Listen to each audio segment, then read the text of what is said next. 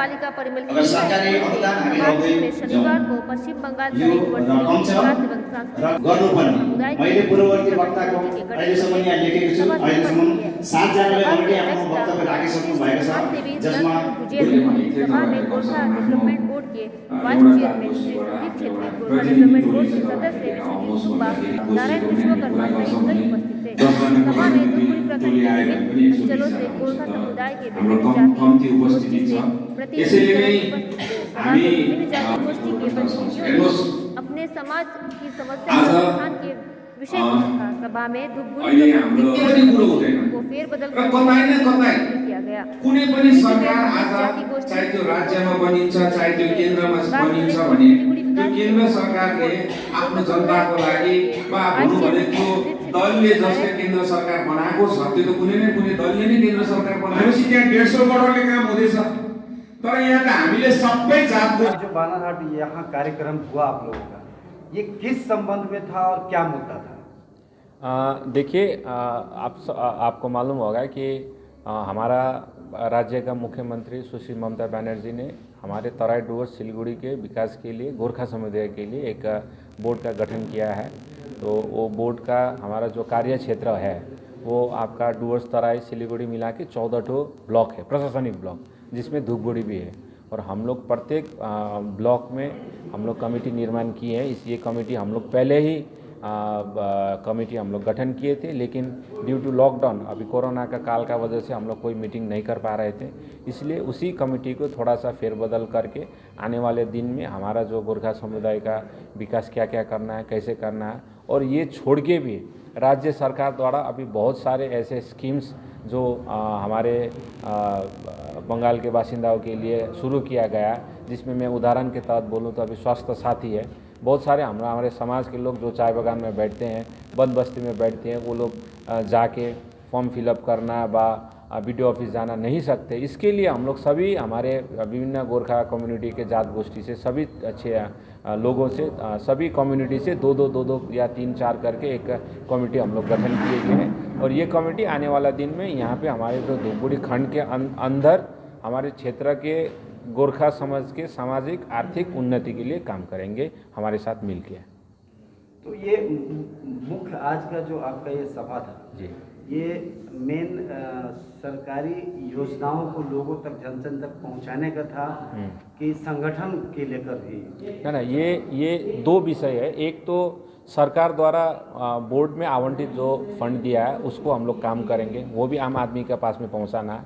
और बोर्ड के फंड के बाहर भी बहुत सारे ऐसा स्कीम जो राज्य सरकार द्वारा दिया जा रहा है, इसको भी हम लोग आम समुदाय के मतलब विभिन्न समुदाय हमारे गोरखा समाज के समुदाय के बीच ले जाने के लिए हम लोग एक ठो कमेटी का हम लोग फॉर्मेशन किए। ये कमेटी पहले फॉर्म था, इसको थोड़ा रिसफल करके एक ठो नया हम लोग कमेटी किए हैं, नए लोगों को भी उसमें शामिल किया है। कितने का फंड राज्य सरकार से मिले हैं? 10 करोड़।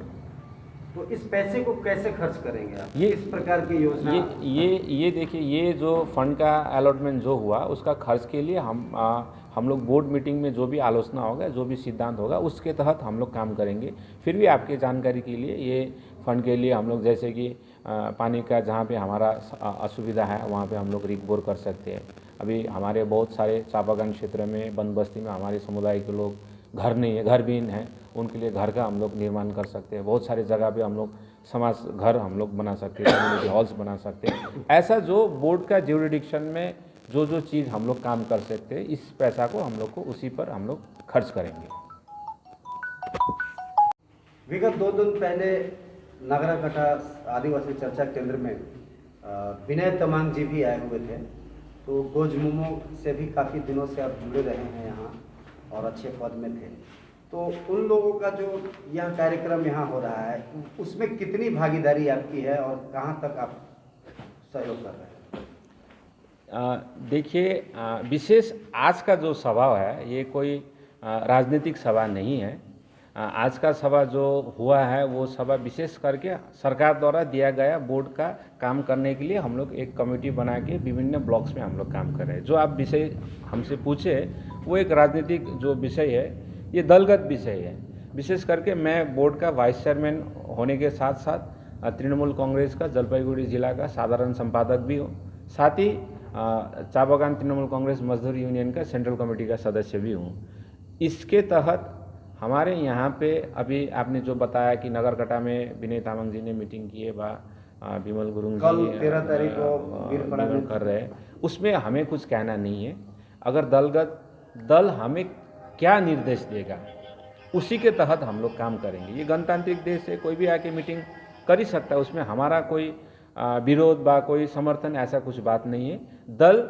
दलगत हमको जो निर्देश देगा उसके तहत हम लोग काम करेंगे।